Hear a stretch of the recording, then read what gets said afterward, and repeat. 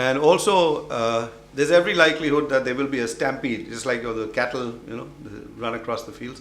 There'll be a stampede for Indians who head out to Canada because she just tells me the most amazing news. So, is this right what you said, that they'll give you a job after you're done your... No, they wouldn't give you a job, but they give you a work permit and then you look for a job.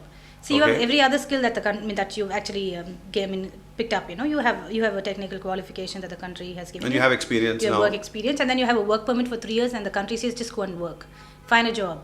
Okay. Now, everywhere else it's like you get a job and then you apply for a work permit. Here the government gives you an open work permit for 3 years. Okay. How about living standards out there? Is it so high that you have to work all day and night to stay alive? Nothing of that sort. No? In fact, they have a very good social life. They work only 5 days a week. Friday afternoon they're all off. From Friday afternoon till about Monday morning, everybody's still in the weekend mood. And classes are also again very, let's say about 4 hours or 3 hours a day. So is there a large expat Indian community there, or student community? There's a large student community as of now. Indian student community now. Primarily from the north. A lot of South Indians who are going today. Okay. I guess dosas wouldn't take the heat, the cold quite so well as a chapati. In fact, there's so much of Indian food that's available today there. Yeah. And most of our students who actually don't miss home, Yeah, and now there's actually talk about Canada being like a melting pot as opposed to New York being the original melting pot. So many nationalities living in Canada, all finding that country to go and look for safety and refuge. Because it's a very safe country to go to. In fact, there's a lot of people from different culture living there today, so everybody minds their own business. They have a good time. They have a lot of other things to do. How about women? I know we haven't read anything horrific out of Canada, but I'm sure looting and plunder and rape happens there just as well. Or is that a very tough police state? No, in fact, it's a very safe country for women. And I have a lot of Indian girls from here who are studying there. Okay. And they're very happy, that they are... they feel safe. Very safe there. Right?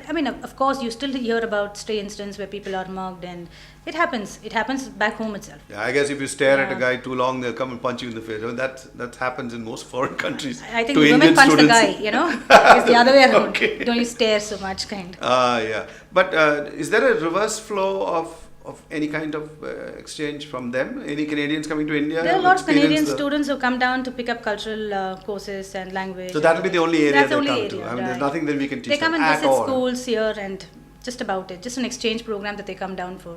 Music, dance, that sort of thing. That's about it, yeah. Okay. And how about the United States into Canada? Do they have between those countries also people moving about? Yeah, of course, yes. They have this. They have the NAFTA agreement, the North American Friendship Treaty Alliance, which allows you to live and work in each other's country. And that gives it.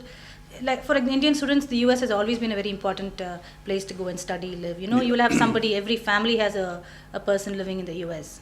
Okay. So rather than studying in Australia, it's always better to go and study in Canada because you still get to go to the US and work there. Oh, okay. So another bigger country with larger opportunities next door. Next door. And do they allow those two people from those two countries to move about? Depending on like your an Indian who is going there on a student visa? No, you will still have to get a visit visa to go and. But it shouldn't be a problem since you're in Canada. It shouldn't be a problem. You need to have some social ties with the country to get a visa to go to the other country. You're a student. All right. Finally, for all those kids who will be listening to you, what do they do to meet you, or what's your institution called, or what do they do? Actually go on the net and find you? Yeah, we're on the net. My company goes by the name Can Go. So it means you can go, to Canada basically. Oh, Canada Go and Can Go. Yeah. Okay, that's mixed up together. Right. And we have a lot of, it's basically word of mouth that brings us our So audience. cango.com. Yeah, cangoconsultants.com. Okay. Right. So they come and they can meet you firsthand. Of course, yes, they can. And you can give them the dope on whether they should go or not. Definitely. Okay. So I think this is probably a little eye-opener for everybody, and I'm sure there must be a lot of people who think I missed the boat. So there must be a cutoff in age or something that they say, okay, that's but it. 29, 30. Or they let you in till then, yeah. And unless you have real reason to go there for further studies, I think 29 would be the... Yeah, after that it could be probably for a PhD or something like that, but nothing more, Okay. There has to be sufficient background. And there's, as they say, a room for all. For any number of Indians who have got the money. You've got the money, you've got the qualifications, you've got the language skills. It's very, very important that you can speak well and read well and write well in English. How about if you speak French, like the Pondicherry people? You still get to go. Yeah? Yeah, but you speak English. So there's not much advantage in being They have a lot of French-speaking. French universities there Yeah. where you can go and enroll into a course. But I guess the utility of that will be much less than if you were to do especially it only in- if you're looking at the European countries to go and work tomorrow. You'll probably go to a university that teaches in French.